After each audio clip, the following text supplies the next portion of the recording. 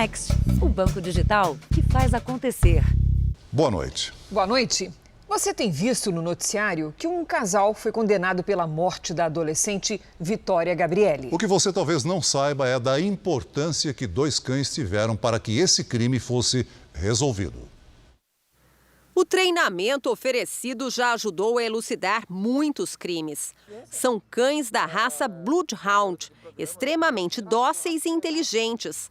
Mas a principal qualidade desses animais é a capacidade de diferenciar odores. Tem a maior capacidade olfativa, né? O nariz dele, entre os cachorros, é o melhor que tem. O treinador desses dois cachorros foi uma das testemunhas ouvidas durante o julgamento do assassinato de Vitória Gabrielli, a menina de 12 anos raptada na rua ao andar de patins. O crime aconteceu em Araçariguama, no interior de São Paulo, em 2018. Entre as provas apresentadas estavam sinais do odor da menina na chácara do casal, Bruno Oliveira e Maiara Abrantes. Ambos foram condenados a 36 anos de prisão. O rastro de Bruno foi constatado próximo ao local de onde Vitória foi levada e na área de mata, onde o corpo dela foi encontrado. O odor de Maiara também foi sinalizado pelos animais. Precisaria colocar luminol em todo um cenário para localizar uma mancha de sangue. O cão, em menos de 3 minutos, me mostra onde estaria o sangue. Fizemos um teste rápido de faro usando uma bolsinha que sempre carrego. Bazuca logo recebe o comando e busca por mim na direção certa. Olha só quem me encontrou! Bazuca! E logo vem a recompensa. Ela ganhou um pedacinho de salsicha para poder, de fato, ser estimulada. E quando alguém estiver desaparecido, esse trabalho feito pela Bazuca seja rápido e preciso. Por mais que a pessoa esteja ali, ele vai buscar o odor da pessoa até encontrar aquela pessoa. Como o canil é particular, a colaboração com a polícia é um trabalho voluntário, como acontece também no mundo todo. Precisamos de um trabalho mais acreditado, então a sinotecnia é relativamente algo novo no Brasil frente a outros países mais desenvolvidos. Veja agora outros destaques do dia. Presidente Bolsonaro confirma a escolha do PL para disputar a reeleição. E ex-ministro Sérgio Moro se filia ao Podemos. Supremo mantém suspensão de emendas do orçamento secreto. Inflação de outubro foi a mais alta para o mês em 19 anos. Estados Unidos vacinam quase 1 milhão de crianças contra a Covid em um dia. Na série especial, a terapia que aumenta as chances do sistema imunológico vencer a luta contra o câncer.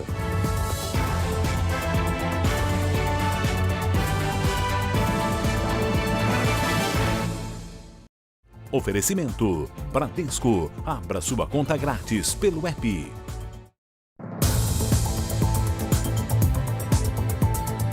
Nas fábricas de carros e motos, linha de montagem é o processo em que vários veículos são feitos de maneira industrial.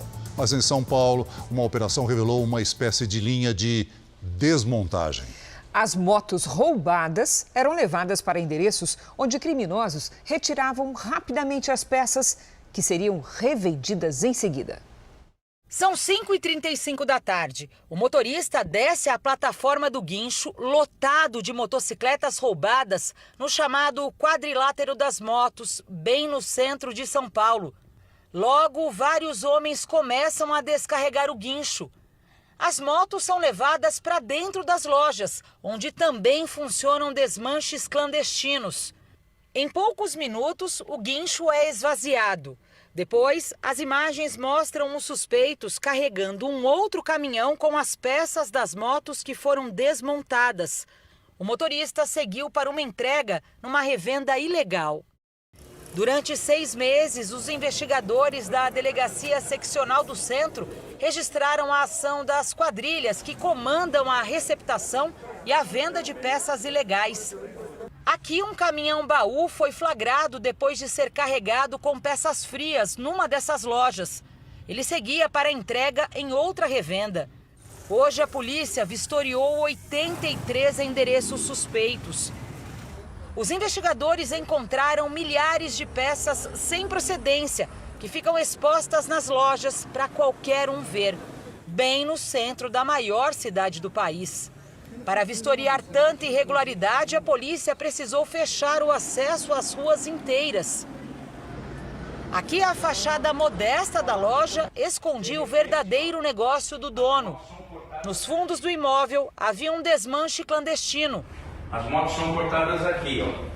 No andar de cima funcionava o estoque de peças roubadas. Não são motos de pequeno porte. A maioria são motos grandes. São motos de 500 cilindradas para cima. A investigação também mostrou que esses criminosos que se passam por lojistas ainda atuam diretamente na encomenda do roubo e do furto das motos. Quando o estoque de um determinado modelo fica baixo, as quadrilhas de assaltantes são acionadas por eles em várias regiões de São Paulo. Até setembro deste ano, quase 20.700 motos foram furtadas ou roubadas no estado. Nós sabemos que essas motocicletas que são trazidas aqui para o centro são vendidas a receptadores por 20% do preço em geral que ela vale no mercado comum. Com um número enorme de lojas suspeitas, a fiscalização vai continuar até o fim da semana. Vários comércios já foram interditados. Quem compra barato deste modo em lojas que não têm idoneidade está fomentando, está ajudando a prática de furto, de roubo, latrocínio, da receptação, num ciclo vicioso que nunca acaba. O cirurgião plástico preso por suposto assédio sexual contra pacientes foi denunciado por mais 3 mulheres. O Conselho Regional de Medicina do Rio Grande do Sul abriu uma sindicância para apurar o caso. Já chega a 12 o número de mulheres que acusam o médico Estevão Rodrigues por crimes de importunação sexual. As novas denunciantes também disseram para a polícia que tinham que ficar nuas na frente do médico, mesmo quando o procedimento era de menor complexidade.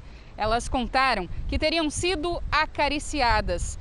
E os agentes também descobriram que Estevão Rodrigues tentou coagir as vítimas. Um dos motivos que nos levou, inclusive, a reiterar a representação pela prisão preventiva foi justamente o relato de que algumas vítimas tinham sido procuradas por ele para que não viessem à delegacia ou para que retornassem à delegacia e mudassem a sua versão, e ele estaria oferecendo procedimentos estéticos em troca dessa mudança de versão. Segundo a investigação, o médico teria levado a secretária até a delegacia para que ela mentisse sobre as denúncias. Ele também estaria renovando o passaporte para fugir. A defesa diz que o cirurgião é inocente e nega também que ele pretendesse deixar o país. A alegação de que ele poderia vir a fugir do país em razão de estar fazendo um novo passaporte é improcedente, uma vez que o passaporte dele já foi recolhido pela própria polícia. O Conselho Regional de Medicina do Rio Grande do Sul abriu uma sindicância para investigar o caso. Todos nós temos todo o interesse de caçar os maus profissionais o mais rápido possível. Só que nós temos que seguir todos os ritos e todos os processos legais. A Arquidiocese de Belo Horizonte afastou um padre por suspeita de assédio sexual. 4 mulheres apresentaram queixa à polícia e outras 6 também dizem ter sofrido abuso pelo religioso católico. A igreja está com as portas fechadas. Ninguém sabia dizer quem iria celebrar a missa da noite. O senhor sabe me dizer quem que vai celebrar a missa? Não. Joana, que hoje mora no litoral de São Paulo, diz ter sido abusada quando tinha 14 anos e estudava no colégio administrado pelo padre. Ele me sentou no colo dele, começou a passar a mão no meu corpo e foi me beijar na boca. Quando ele foi me beijar na boca, passou uma pessoa pela janela. Ele viu a sombra de uma pessoa na janela e aí ele me jogou por debaixo da mesa.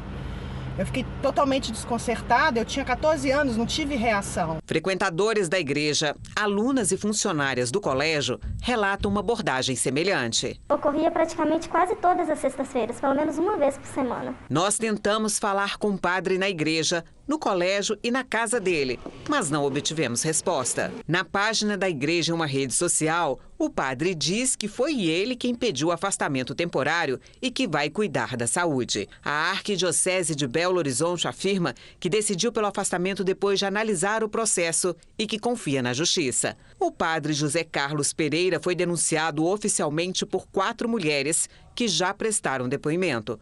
Outras 6 devem depor nos próximos dias. A polícia espera terminar de ouvir as vítimas para intimar o religioso. Pela natureza desses crimes investigados, as vítimas tenham um receio de prestar esse depoimento, não queiram se expor, não queiram expor a sua família. Então isso demanda um tempo. Então a gente está aguardando para que somente após nós colhemos o interrogatório do pároco. A inflação no Brasil segue em forte alta. O índice de outubro foi o maior para o mês em 19 anos. A disparada nos preços pressiona cada vez mais o orçamento das famílias. Para especialistas ouvidos pelo Jornal da Record, cresce o descontentamento com a condução da economia pelo ministro Paulo Guedes. Está ficando impraticável. O preço dos alimentos não para de subir. Cada semana que a gente vem é uma surpresa nova, assusta. Eu não passo fome porque eu como na patroa, né? Se não passava fome. Para quem vende, a inflação também é problema. Eu costumo dizer que quando fica ruim fora da minha banca, fica ruim dentro da minha banca para mim. Porque falta dinheiro lá, vai faltar dinheiro para mim também. Uma realidade que afeta a Elizabeth.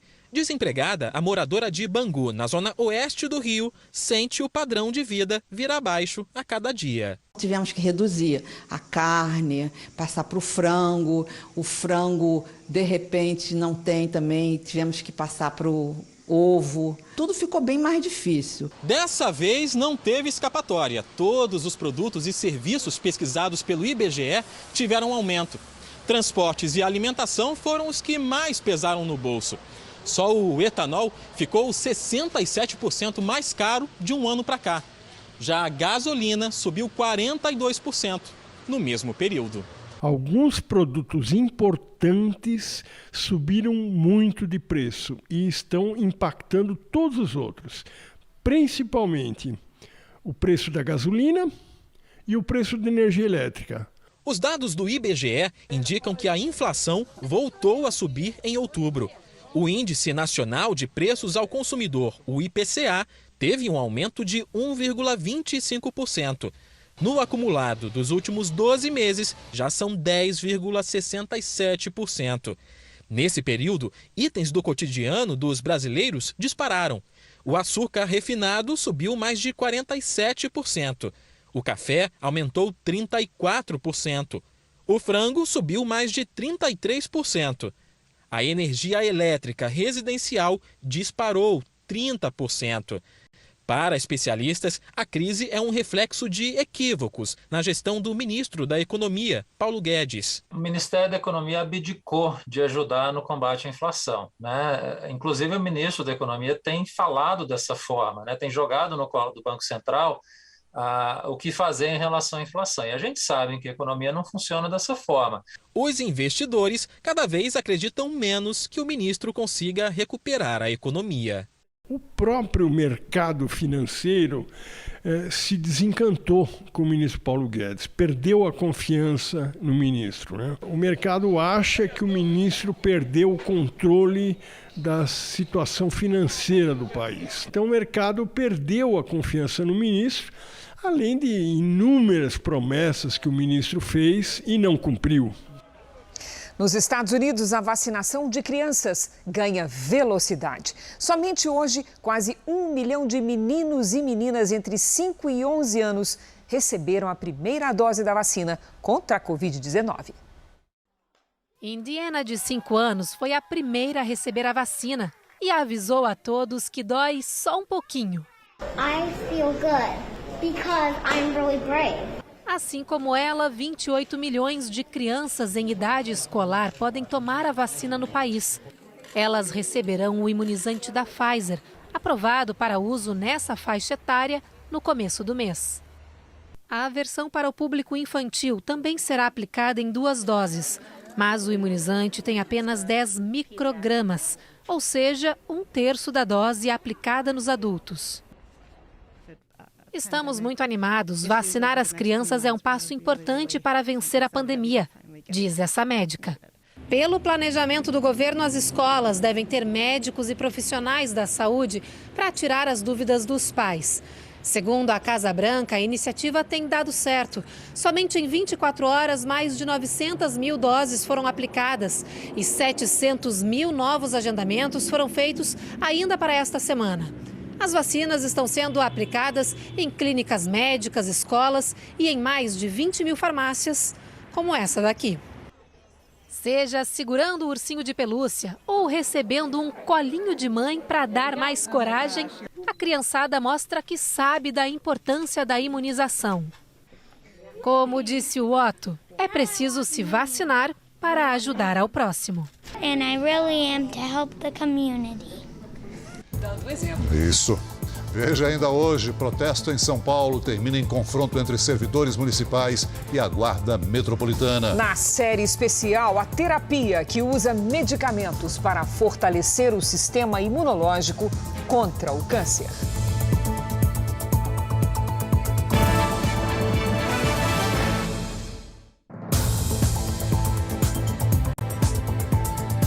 O presidente Bolsonaro confirmou a escolha do Partido Liberal para disputar as eleições no ano que vem. A filiação do presidente Bolsonaro foi selada num encontro hoje de manhã com o presidente do PL, Valdemar Costa Neto. Segundo nota, a ficha de filiação será assinada em 22 de novembro. Bolsonaro estava sem partido desde 2019, quando deixou o PSL, pelo qual foi eleito em 2018, depois de divergências com a cúpula da sigla. O presidente chegou a articular a criação de um novo partido, Aliança pelo Brasil, que não passou da fase de coleta de assinaturas. A ida de Bolsonaro ao PL vai atrair parlamentares governistas que ainda estavam no PSL. Segundo alguns com os quais conversei, a expectativa é que cerca de 30 deputados, mais da metade da bancada do partido na Câmara, se filiem ao PL. Aliados do governo, que estão em outras siglas, também prometem se juntar aos liberais. Dentro do PL, o anúncio da chegada do presidente Bolsonaro causou desconforto em parte da bancada do partido na Câmara, principalmente de lideranças no Norte e no Nordeste. O vice-presidente da Casa, deputado Marcelo Ramos, crítico do governo, avalia mudar de legenda. Com a movimentação, fontes do Progressistas, partido do presidente da Câmara, Arthur Lira, e do ministro-chefe da Casa Civil, Ciro Nogueira, se articulam para indicar um possível vice na chapa, que deverá disputar a reeleição. Mais cedo, Bolsonaro afirmou em entrevista a uma rádio que pretende ter um candidato do PL ao governo de São Paulo. Estamos acertando um pequeno detalhe em São Paulo. Se eu vier disputar a reeleição, eu quero ter um candidato ao governo do estado, em São Paulo, um candidato ao Senado e uma boa bancada de indicados. E está faltando acertar esse pequeno detalhe com o Valdemar, que eu acredito que a gente acerte no dia de hoje. Tá? Porque agora tem um fato novo, extremamente relevante para o PL. É a possível ida do presidente da República para lá, que vou levar mais solução do que problema. E a gente vai ter que nos entender, compor. Bolsonaro voltou a comentar a demora para que a indicação de André Mendonça ao Supremo Tribunal Federal seja analisada pelo Senado. O presidente afirmou não entender o motivo de Davi Alcolumbre, presidente da Comissão de Constituição e Justiça da Casa, não agendar a sabatina de Mendonça. Nos ajudou bastante, não posso negar isso daí. Ele agora, não sei porquê, cismou em não colocar em pauta a votação aí do ministro, do indicado nosso, né? Que o senhor André Mendonça é uma pessoa extremamente qualificada. E ele também é evangélico, por quais motivos estamos na ordem de 4 meses atrás. Isso nunca aconteceu no Brasil. Isso nunca aconteceu no Brasil. Bote em pauta o nome dele. A gente sabe que a sabatina não visa só conhecimento, né? Pesa um fator político também. A gente espera que ele seja aprovado. Agora, se não for, paciência. Alcolumbre se manifestou depois da fala do presidente e afirmou que ainda não definiu a pauta das próximas reuniões da CCJ. O senador não confirmou se pretende incluir a sabatina de Mendonça. Pelo ato da comissão de leitura, eu tenho que publicar a pauta 48 horas antes da reunião. Tá. A reunião é entre 29 e 2. Hoje é que dia?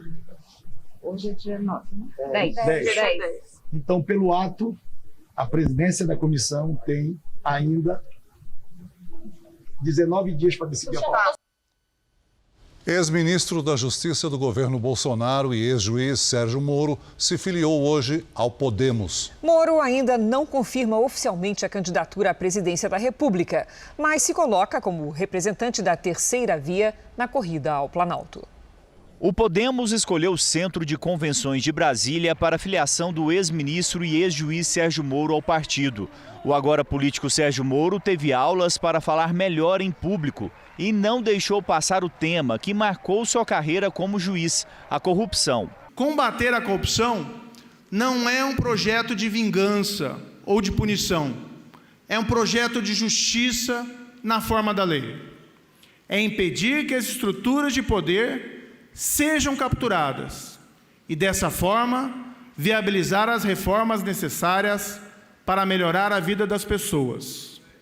É um projeto para termos um governo de leis que age em benefício de todos e não apenas de alguns. Ele também falou de projetos nas áreas de educação e do meio ambiente. Precisamos, sim, dar oportunidades de desenvolvimento para quem vive na região da Amazônia, mas precisamos também proibir o desmatamento e as queimadas ilegais. Durante todo o discurso, Sérgio Moro se colocou como candidato, apesar de não ter assumido claramente uma pré-candidatura à presidência da República. O ex-ministro tem a intenção de se apresentar como um representante da chamada terceira via e fala que todos que querem essa alternativa terão em algum momento que se unir.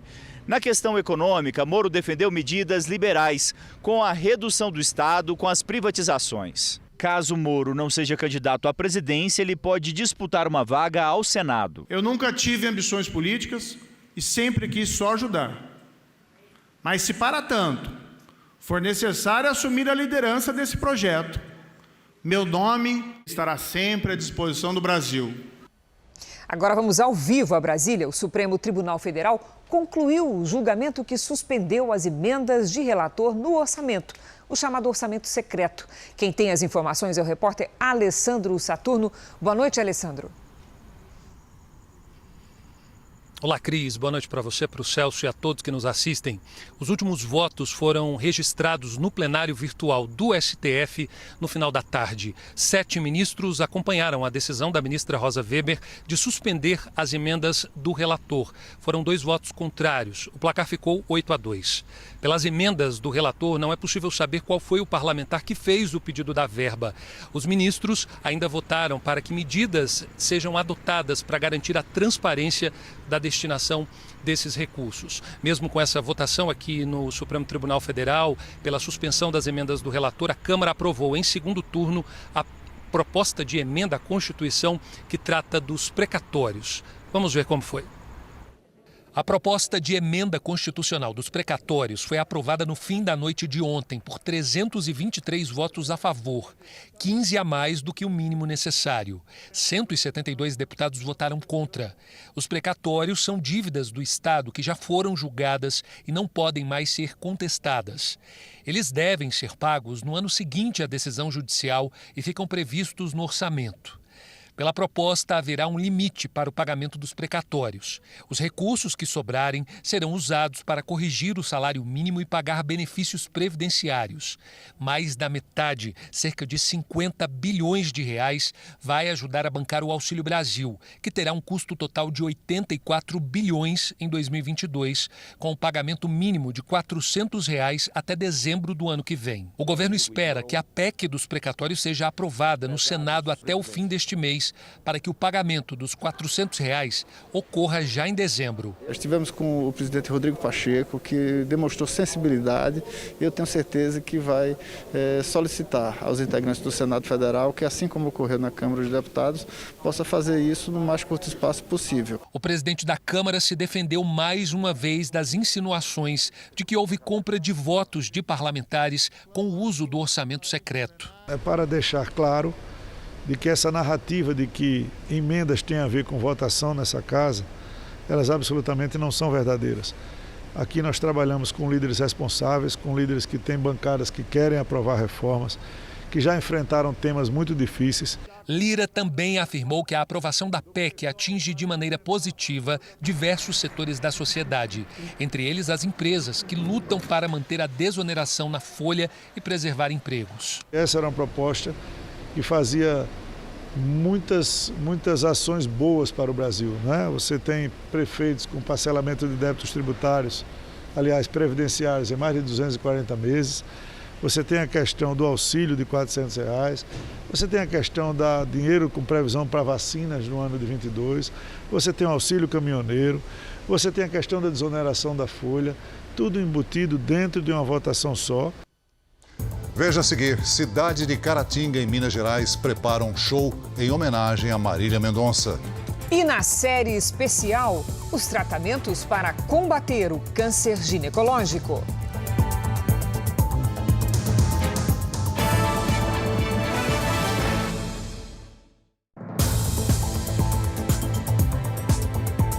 Dezoito pessoas foram presas em vários estados, suspeitas de furtar dinheiro de caixas eletrônicos. Elas tinham uma maneira diferente de levar o dinheiro, por isso a operação recebeu o nome de Pesca Urbana. O alvo é uma organização criminosa responsável por cerca de 550 ataques a terminais de autoatendimento só neste ano. Com o fechamento das agências bancárias ou redução de atendimento ao público, passou-se a utilizar muito essa espécie de depósitos em terminais de caixa eletrônicos. E aí que o grupo cresceu, expandiu suas atividades. A polícia cumpriu 18 mandados de prisão preventiva e 34 de busca e apreensão em 6 estados: São Paulo, Bahia, Santa Catarina, Mato Grosso do Sul, Sergipe e Espírito Santo. As investigações começaram em janeiro, depois que a quadrilha atacou 9 agências bancárias na Serra Gaúcha. A operação recebeu o nome de Pesca Urbana, em referência ao sistema que os criminosos usavam de fisgar os envelopes com dinheiro depositados nos caixas eletrônicos. Esses criminosos se valem desses terminais, de algumas fragilidades do sistema, e fazem simulações de depósitos, e a partir do momento que faz essa simulação de depósito, eles inserem um dispositivo para fazer a pesca dos envelopes que já estão nessa máquina e assim fazem o furto desse numerário. Os investigados vão responder por crimes como furto qualificado e organização criminosa. Começou hoje no Rio de Janeiro a perícia na fuselagem do avião que caiu com a cantora Marília Mendonça. 2 motores serão encaminhados para análise em Brasília. A expectativa é que o laudo aponte a causa da queda. Os destroços do avião foram trazidos para o hangar da aeronáutica no Rio de Janeiro. A fuselagem que caiu com Marília Mendonça e outras 4 pessoas foi dividida em partes e chegou ao estado na noite de ontem para uma nova perícia. 3 fatores serão analisados pelos técnicos: o humano, que avalia as condições físicas e psicológicas da tripulação, o material, onde é visto o projeto e a fabricação do avião, e o operacional, que investiga a interação do ser humano com a máquina, como, por exemplo, o plano de voo e as condições do tempo. Tudo isso com o único objetivo de identificar condições inseguras, de forma que nós podemos finalizar o nosso trabalho na emissão de recomendações de segurança que têm o objetivo de tornar a aviação no Estado brasileiro mais segura. Não há prazo determinado para o fim da análise, mas a expectativa é de que o trabalho seja feito no menor tempo possível. Os laudos produzidos aqui no Rio de Janeiro serão compartilhados com a Polícia Civil de Minas Gerais, que apura a responsabilidade criminal. Os investigadores também solicitaram um relatório à Companhia de Energia de Minas sobre os reparos feitos nos cabos onde a aeronave bateu antes de cair. Para esse especialista, é preciso analisar todas as possibilidades. A gente não pode partir do pressuposto que a colisão com fios foi simplesmente o motivo do acidente. Podem haver outras causas que tenham levado a esse acontecimento. 7 dias após a morte de Marília Mendonça, a cidade de Caratinga, em Minas Gerais, prepara um show para que os fãs possam prestar a última homenagem à cantora. De longe parece tudo normal, mas em Caratinga a sensação entre os fãs de uma das maiores estrelas da música sertaneja é de que a cidade vai demorar para voltar a ser a mesma. O pessoal parece estar bem triste com a morte dela. Dá para digerir ainda. Tá todo mundo muito triste, entendeu? Não tá fácil de aceitar isso. Amanhã completam 7 dias da morte de Marília Mendonça e de outras 4 pessoas que dividiram com ela aquela última viagem que tinha como destino o município de Caratinga. Enquanto ainda tentam se conformar com a morte precoce das 5 vítimas do acidente, fãs se preparam para prestar homenagens à cantora. Um coro de vozes emocionadas é esperado amanhã na Praça da Cidade. A cantora Lorena Soares fará um tributo à artista de quem sempre foi muito fã.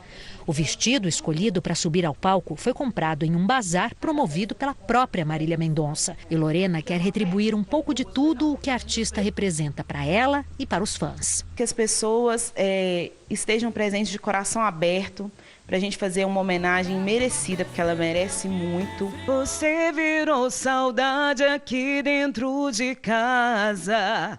Se eu te chamo pro colchão, você foge pra sala. E nem se importa mais saber. Poucos metros quadrados viram um labirinto. Uma pessoa ficou ferida durante um protesto em frente à Câmara Municipal de São Paulo no início da noite. A manifestação era contra a reforma da Previdência da capital paulista. Segundo a polícia, a confusão começou após alguns servidores públicos tentarem invadir o prédio. A Guarda Civil Metropolitana atirou bombas de efeito moral e gás lacrimogênio. Em nota, a Prefeitura disse que a Guarda Civil agiu seguindo os protocolos para conter a situação e evitar danos. Um grupo de empresários recebeu hoje em São Paulo o relator do projeto de lei da desoneração da folha de pagamento. O deputado Marcelo Freitas, que protocolou no fim da tarde um texto favorável à medida, afirmou que a questão deve ser resolvida na Câmara na semana que vem. Prorrogar a desoneração é visto por especialistas como fundamental para preservar milhões de empregos no país. A reunião aconteceu na sede da Confederação Nacional de Serviços na Zona Sul de São Paulo. Foram discutidas propostas para manter a desoneração da folha de pagamento das empresas de forma permanente, além da ampliação da medida para todos os setores da economia. Para o presidente da CNS, se a desoneração acabar em 31 de dezembro, como previsto, o planejamento das empresas vai ser atrapalhado. É uma insegurança jurídica tremenda. Então, eles já fizeram um planejamento de longo prazo, especialmente na área de prestação de serviços. A gente faz contrato 2, 3, 5 anos.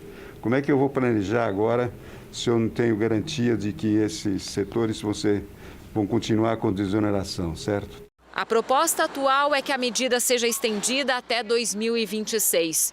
A desoneração permite que as empresas recolham para a Previdência alíquotas de 1% a 4,5% sobre a receita bruta, em vez dos tradicionais 20% sobre a folha de salários. 17 setores podem utilizar a medida. Juntos, eles são responsáveis pela manutenção de 6 milhões de empregos no país. E nesse momento de retomada econômica, é importantíssimo que a gente consiga preservar empregos, fazer esse país voltar a crescer e resgatar as vagas perdidas na crise da pandemia. O delegado Marcelo Freitas é relator do projeto de lei da desoneração da folha de pagamento na Comissão de Constituição e Justiça da Câmara. O deputado afirma que o assunto deve ser resolvido na casa até a próxima semana, sem necessidade de passar por votação no plenário, por se tratar de um projeto de caráter conclusivo. Temos conversado frequentemente com o presidente da Câmara e há um compromisso do presidente Arthur Lira no sentido de pautarmos já na próxima quarta-feira e fazer com que essa matéria de fato seja terminativa na Comissão de Constituição e Justiça sem recurso ao plenário, agilizando, portanto, a sua tramitação. Depois, o projeto ainda passa pelo Senado antes de ir para a sanção presidencial. Especialistas afirmam que a desoneração da folha de pagamento é importante para que as empresas possam manter os postos de trabalho e também contratar. Num momento em que mais de 14 milhões de brasileiros estão desempregados, a prorrogação da medida se torna essencial. Desoneração de folha é um elemento essencial para tornar o trabalho mais acessível às empresas e, consequentemente, aumentar a taxa de emprego no Brasil. O Brasil é um dos países que mais tributa salários no mundo. Só o custo previdenciário entre patrão e empregado dá aproximadamente 30% do valor do salário. Ainda mais todos os penduricalhos, imposto de renda, o Brasil é o segundo país que mais tributa salário no mundo. E é contraditório com essa situação de altíssimo desemprego e subemprego existente no país. Estão mantidas as datas das provas do Exame Nacional do Ensino Médio. O Enem deve acontecer nos dias 21 e 28 desse mês. O presidente do instituto responsável pela avaliação foi ouvido hoje na Câmara dos Deputados para explicar a exoneração de 37 servidores. O presidente do Instituto Nacional de Estudos e Pesquisas Educacionais, o INEP, foi convidado a dar explicações à Comissão de Educação na Câmara. Os 37 servidores que pediram exoneração exerciam cargos de chefia, comissão ou coordenação. Aos deputados, Danilo Dupas Ribeiro disse que os estudantes não devem se preocupar. O Exame Nacional do Ensino Médio, Enem, e o Exame Nacional de Desempenho dos Estudantes, ENAD, serão realizados normalmente. Mais de 3 milhões de estudantes devem fazer as provas do Enem. Danilo Dupas Ribeiro é o quinto a ocupar a presidência do INEP na gestão Bolsonaro. Foi indicado em fevereiro pelo atual ministro da Educação, Milton Ribeiro, terceiro no comando do MEC desde 2019. O ministro da Educação está em Paris, em viagem oficial.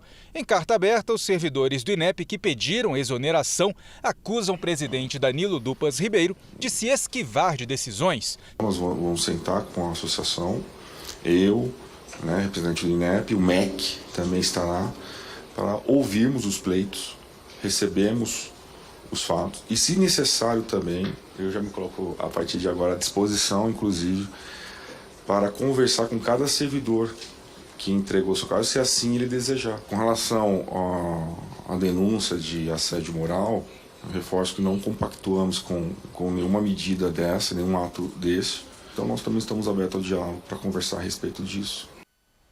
O ministro Alexandre de Moraes, do Supremo Tribunal Federal, afastou o ex-deputado Roberto Jefferson da presidência do PTB. O ministro atendeu a um pedido de 6 parlamentares do próprio partido. Inicialmente, o afastamento é por 180 dias. Roberto Jefferson é acusado de utilizar as redes sociais da sigla para promover ataques e disseminar fake news contra a Suprema Corte. O ex-deputado foi preso preventivamente em agosto por incitação ao crime e ameaça às instituições. A Polícia Federal diz que não há irregularidade na compra de um imóvel em Miami, nos Estados Unidos, pelo diretor-geral da PF, delegado Paulo Maiorino. A compra do imóvel foi publicada por uma revista e confirmada pelo jornalismo da Record. O apartamento de luxo teria custado $675 mil, o equivalente a R$ 3.600.000, e teria sido quitado em menos de 1 ano e meio. Como diretor-geral da Polícia Federal, Paulo Maiorino tem rendimentos brutos próximos de R$ 30 mil.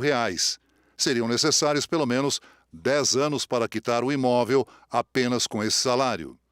O diretor-geral não explicou a origem do dinheiro utilizado na compra. Já a Polícia Federal afirma que o patrimônio, bem como todas as movimentações financeiras realizadas por Paulo Maiorino, constam nas declarações de imposto de renda apresentadas à Receita Federal com acesso autorizado à Controladoria Geral da União e Tribunal de Contas da União. O mês de novembro tem registrado chuva acima da média em algumas cidades. Vamos saber como é que vai ficar o tempo em todo o Brasil nesta quinta-feira? Com a Lidiane Sayuri. Boa noite, Lidi. Oi, Cris. Boa noite para você, Celso, para todo mundo que nos acompanha aí de casa. O destaque ainda são os temporais. As imagens de satélite mostram muitas nuvens espalhadas entre o Espírito Santo e Rondônia. Nesta quinta-feira, chove na maior parte do país. Tempo firme apenas nas áreas claras do mapa. A chuva forte pode provocar deslizamentos no Espírito Santo, alagamentos em Minas Gerais e vir com granizo em Goiás. No norte e na maior parte do Nordeste, as pancadas são isoladas. Dia quente no sul, o ar seco impede a formação das nuvens de chuva e a umidade do ar fica baixa. Em Porto Alegre, sol com máxima de 25 graus. No Rio de Janeiro, sol entre nuvens e chuva a qualquer hora, faz 24. Em Cuiabá, pancadas de chuva com 30. Em Maceió, chuva e sol com 29. Em Belém, chuva e sol também, com 33. Em São Paulo, sol, muitas nuvens e garoa fraca na quinta e na sexta-feira. Máxima de 20 e de 19 graus. Fim de semana sem chuva, com 21 graus no sábado e até 24 no domingo. E nós abrimos o Tempo Delivery com a mensagem da Alzira, da cidade de Paraíso, no interior de São Paulo, Lídia. Vamos lá. Alzira, a quinta começa ensolarada e à tarde faz até 29 graus antes das pancadas de chuva. Na sexta, 29 graus sem chuva. E se prepare para os temporais no sábado, máxima de 30. O próximo pedido é de Laura, de Balneário Camboriú, Santa Catarina. Oi, Laura. Esconderam o sol de vocês, né? Bom, nos próximos dias, tempo nublado e com garoinha a qualquer hora. Máximas de 20 graus na quinta e na sexta. No sábado, faz até 21. Participem do Tempo Delivery pelas redes sociais. Basta mandar uma mensagem com a hashtag #VocênoJR. Até amanhã, gente. Obrigada, Lidy. Até amanhã, Lidy. A Justiça Europeia confirmou hoje uma multa bilionária ao Google por práticas contrárias à concorrência. A companhia ainda pode recorrer da decisão que determina o pagamento de um valor superior a 15 bilhões de reais. A decisão do Tribunal Geral Europeu, com sede em Luxemburgo, é relacionada a um processo de 4 anos atrás. Na época, a multa foi a mais alta já aplicada pela Corte. Para a Justiça, o Google dava preferência ao próprio serviço em ferramentas de buscas e comparações de preços. A prática é considerada prejudicial à concorrência.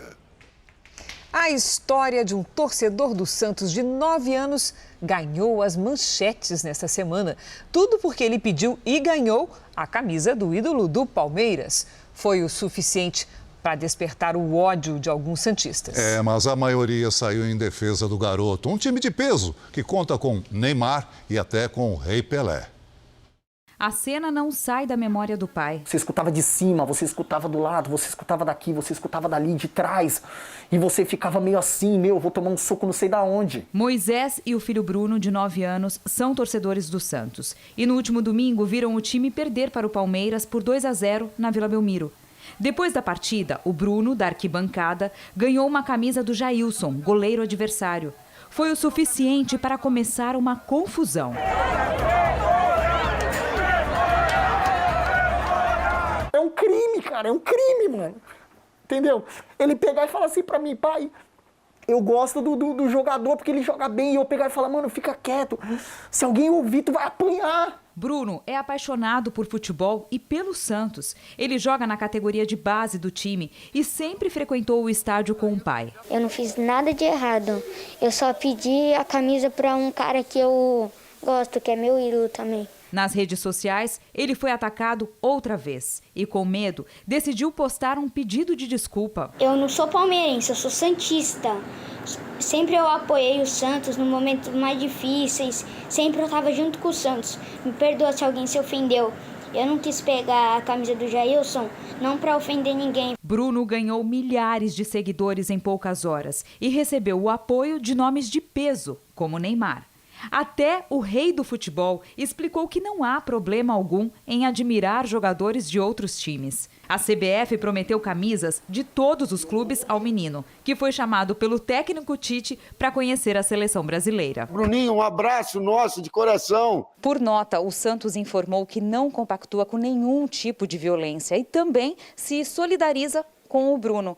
Além disso, o clube convidou a família para assistir a um jogo do time no camarote da Vila Belmiro. Olha eles lá, prontos para torcer para o Santos contra o Bragantino. Eu não vou deixar isso me abalar. Eu não vou deixar isso entrar dentro de mim. Isso mesmo, Bruno.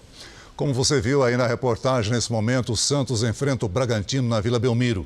Outros 2 jogos também acontecem agora. O Atlético Mineiro joga contra o Corinthians e o Palmeiras encara o Atlético Goianiense. Agora há pouco, o Atlético Paranaense venceu o Ceará por 2-1. No jogo que abriu esta rodada do Campeonato Brasileiro, o Grêmio ganhou do Fluminense e ainda sonha em ficar na primeira divisão. A vitória em casa foi por 1-0, com gol do atacante Diego Souza. Agora, a diferença entre o Grêmio, penúltimo colocado, e o Santos, primeiro time fora da zona de rebaixamento, é de apenas 6 pontos. Já a derrota afastou o Fluminense da briga pela vaga direta à Libertadores. Nos últimos anos, a ciência deu importantes passos nos tratamentos contra o câncer.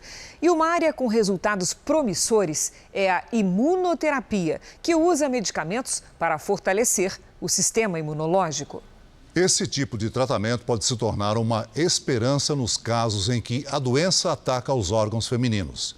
Esses tipos de câncer são responsáveis pela morte de uma mulher por hora no Brasil.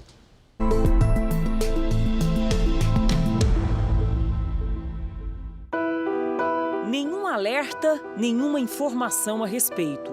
Até maio desse ano, Maria da Graça nunca se preocupou com o endométrio.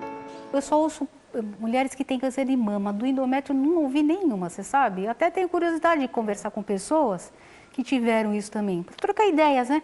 Ela nunca se descuidou da saúde, mas reconhece que, por receio do coronavírus, nos últimos 2 anos, acabou adiando alguns exames preventivos, como tantos brasileiros. Aí eu comecei a sentir sangramento, no começo. Pequeno sangramento. Nunca pensei que pudesse ser câncer. E daí fui fazendo exames, até diagnosticar que eu estava com câncer no endométrio, de alto grau, um sarcoma. E ele crescia muito rápido. Tinha que fazer a cirurgia primeiro. O endométrio é um tipo de tecido que reveste o interior do útero, onde o câncer pode se desenvolver de forma imperceptível. Maria da Graça descobriu o tumor em maio desse ano e agiu rápido. Fez a cirurgia 1 mês depois, além de sessões de quimioterapia.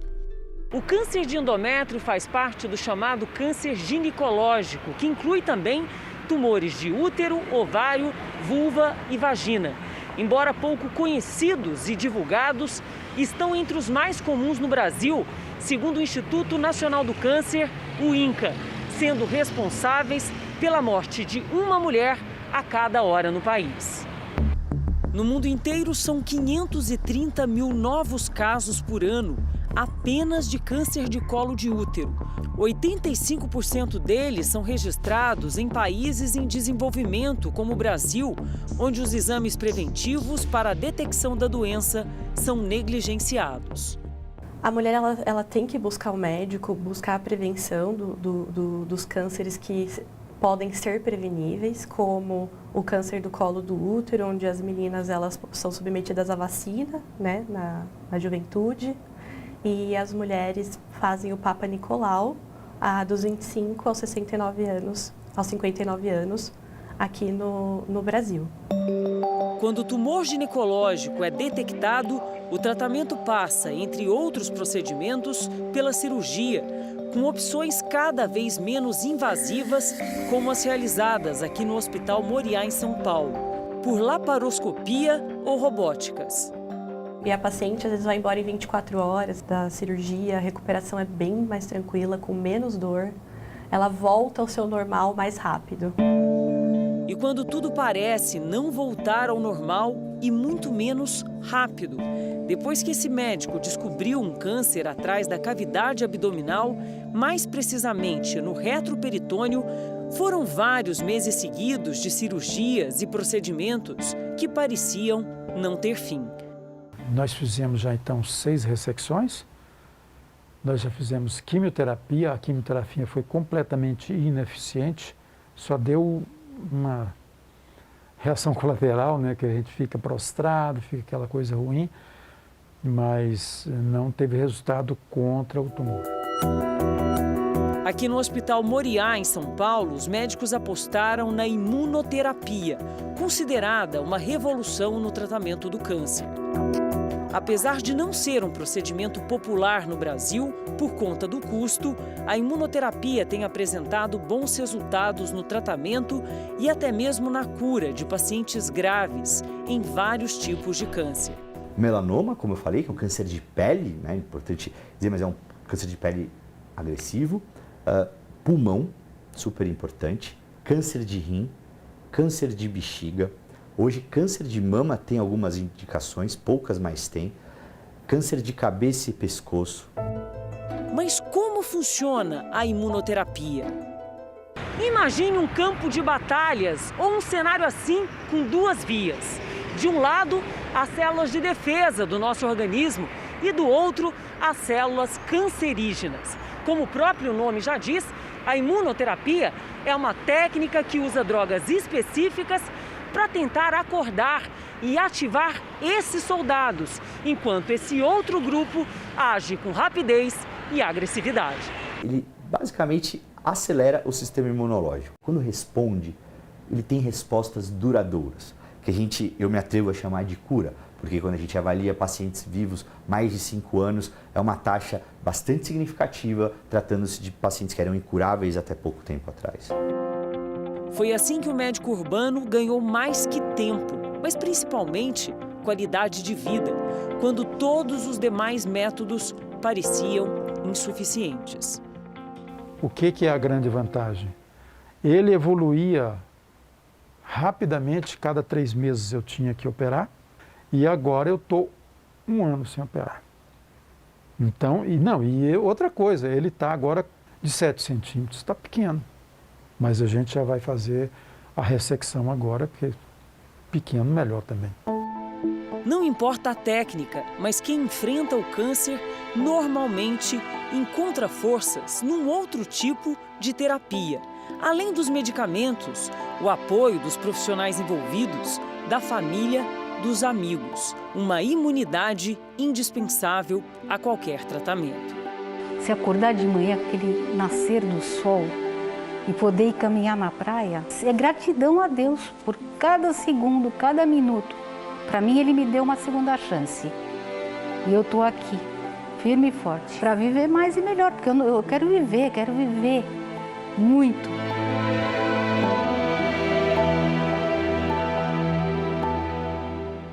O Jornal da Record termina aqui. E à 00:30 tem mais Jornal da Record. Fique agora com a novela Gênesis. A gente se vê amanhã. Até lá. Boa noite e até amanhã.